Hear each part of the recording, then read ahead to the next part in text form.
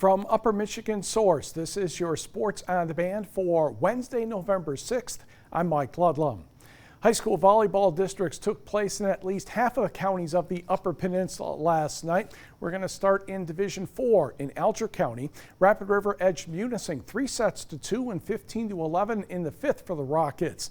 In the second match, Mid-Peninsula took on the district host, Superior Central.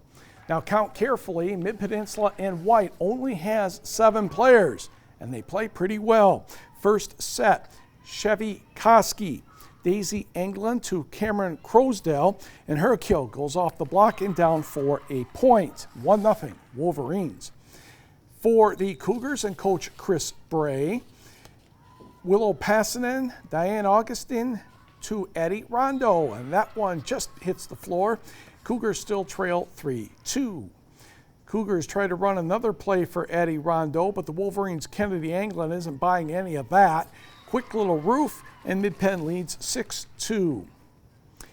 Off the Cougars serve, the Wolverines return it without a threat. Then Emma Rudder, Diane Augustin to Riley Johnson for the shot that the Mid-Penn team cannot corral, but the Wolverines are still up 8-4.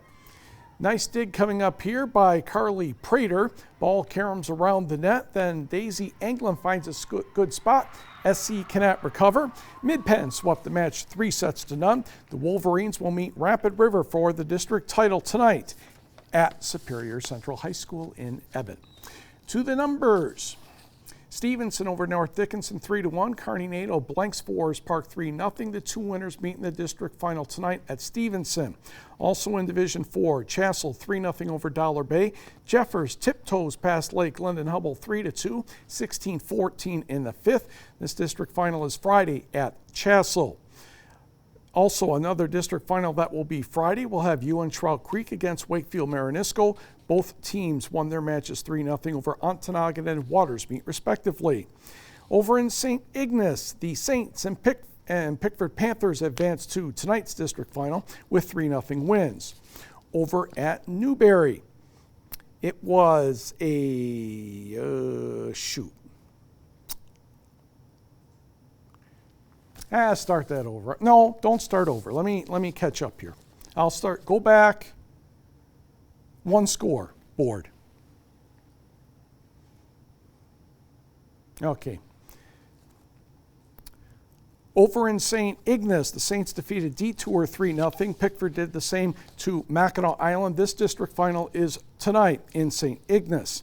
Over in Newberry, Rudyard blanked the Indians 3-0. Engadine able to get past Brimley 3-2. This district final is tonight in Newberry. Over in Gwin, we moved to Division 3.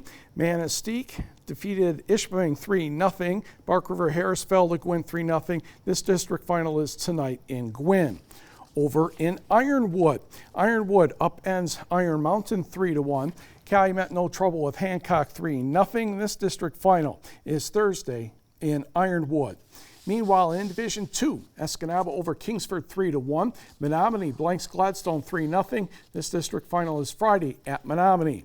Also in Division 2, Kingsley 3-0 over Sault Ste. Marie. Sheboygan does the same to Grayling, and this district final is Friday at Kingsley.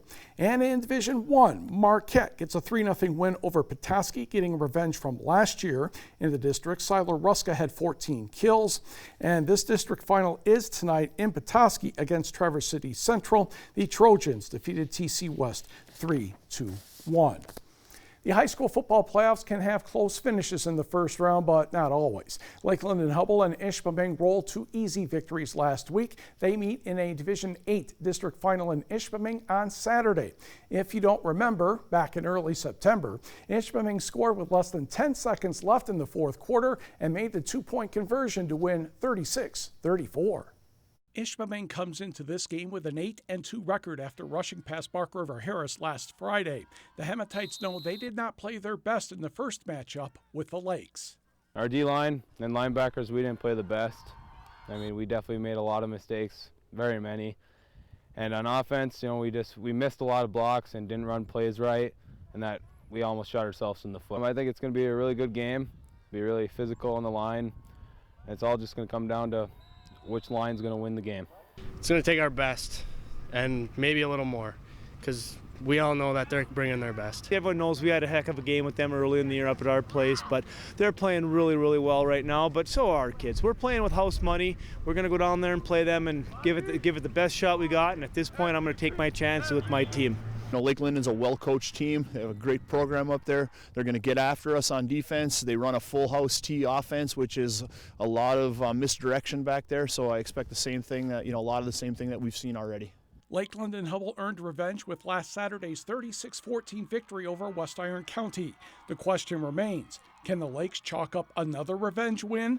Find out Saturday at 1 o'clock at the Ishpeming Playgrounds. Light snow, Carl says. Sure. The NMU men's basketball team with new head coach Makerzak opens the season in the GLIAC GLVC Challenge Saturday in Illinois against the Lewis Flyers. The Wildcats lost 4 players to graduation, including top scorers and leaders Naba Eccles and Isaiah Johnson, but that means opportunities for others and a change of position for one. A lot of first-year coaches talk about, I need my guys, I need my guys. These guys already are my guys. They've done everything we've asked, and I couldn't be more happy with their kind of commitment to change. Sam Taylor and Miles Howard are both returners that have played a lot of minutes, but Alec and Troy probably have a little more scoring punch to them, and will be definitely counted on to step up and play a big role. I think Alec's kind of one of the more interesting ones. He started some games last year down the stretch at the power forward spot, even though he's about 6'2". And this year we're actually looking at him to play a lot of point guard. Saturday's game against Lewis begins at 6:30. We'll hear from Michigan Tech on your news tonight. Michigan Tech men's basketball coach Kevin Luke begins his 26th season Saturday night as the Huskies face McKendree in the GLIAC Great Lakes Valley Conference Challenge in Lebanon, Illinois. In contrast to NMU, who lost 2 of their top players, Naba Eccles and Isaiah Johnson, Tech gets its 2 best players back from injuries, Kyle Monroe and Tommy Luca. Monroe was a second-team All-American back in the 2017-18 campaign. Coach Luke says once the chemistry develops, the Huskies could have plenty of success. Obviously, with Monroe coming back, that's a lot of points per game. And he just loosens everything up because he can score from every level.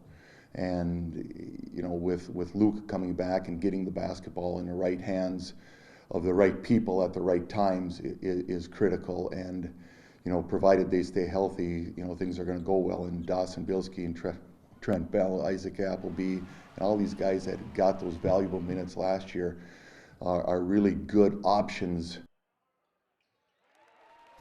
The Huskies game with McKendree is Saturday night at 8:30. Sunday's contest with Lewis begins at 2 p.m. NMU plays the teams in reverse. Lake Superior State begins its season at an invitational in Nashville, Tennessee. 6 Upper Peninsula Guts Frisbee players and 1 team have qualified for the World Guts Frisbee Championships next July in Leeuwarden, Netherlands. In the Team 1 category, the Boomtown Saints of Lansing qualified by defeating the Appleton Assassins. Derek Stone of Marquette will join the Saints in the effort to capture that title. 5 UP players will be on a Team 2 squad, including Will Blaw of Hancock, Trevor Bertoni of Marquette, Noah Gannon and Luke Lahtinen, both from Marquette, and Carter Nettle of Hancock. The World Ultimate Frisbee Championship will take place at the same time.